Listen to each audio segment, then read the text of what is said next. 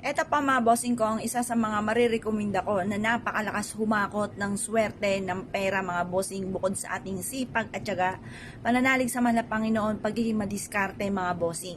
Kasi kahit tayo po ay madiskarte, masipag, matyaga, hindi nakakalimot magdasal, nadadali pa rin tayo ng mga kamalasan. Para tayo po mga bossing ko yung magtuloy-tuloy ang mga pangarap natin sa ating pong buhay, mainam na meron tayong mga pangontra kagaya po nito mga bossing. Pangontra sa kamalasan. Ang bawang mga bossing ko, isa sa mga subok na nagtataboy ng mga negatibong espiritu mga bossing.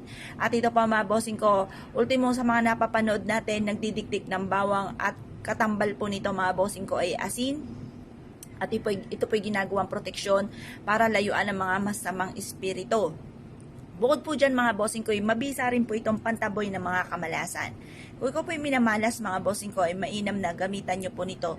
Lalo-lalo na mga bossing ko sa panahon ngayon. Dahil minsan mapapaisip ka, mapapagod ka. Bakit ganon masipag naman po kayo pero lagi pa rin minamalas at hindi natutupad ang mga pangarap.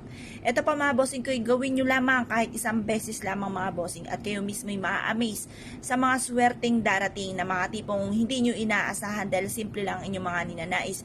Pero ang mga darating sa inyong blessing ay terrific mga bossing. Malakas itong humakot ng swerte, lalo-lalo na tungkol sa usapin ng pera at pantaboy ng kamalasan. Mainam na meron tayong ganito mga bossing dahil ang taong mahilig sa mga ganito, naniniwala sa ganito ay mas lumalakas ang kanyang kumpiyansa sa kanyang sarili na makakamit niya ang kanyang mga pinapangarap at siya ay suswertihin. Kaya nga po nanonood kayo ng mga pampaswerte dahil nais nyo na kayo'y swertihin. Lalo-lalo na kung ikaw ay gagawa mga bossing ko ng mga pampaswerte.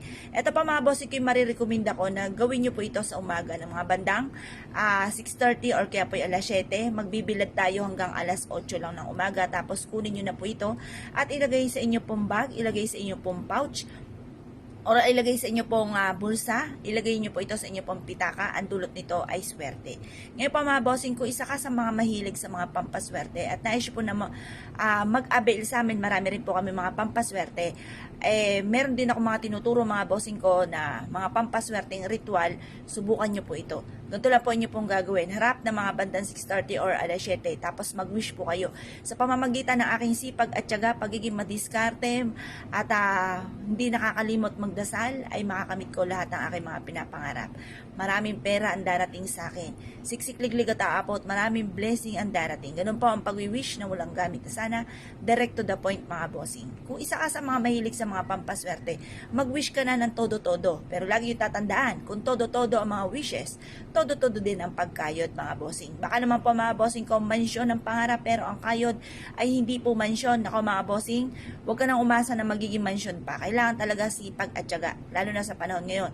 Kailangan mo rin maging madiskarte para makamit ka agad ang mga pinapangarap at huwag kang makakalimot. Siyempre magdasal na numero 1 mga bossing ko na ating sandata, pantaboy sa mga kamalasan at pantawag ng swerte. Kaya kung kayo pinaniwala at nais po itong gawin, basta ang inyo pong bawang ay manatiling fresh. Pag po ito'y natuyo na mga bossing ko, itapon nyo lamang po ito sa basurahan.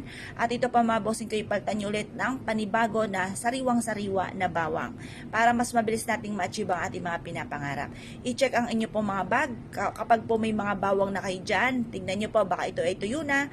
Palitan nyo lang po ng panibago mga bossing. Kaya kung kayo pinaniwala at nais po itong gawin, ay siya mga bossing. Good luck po sa inyo po lahat.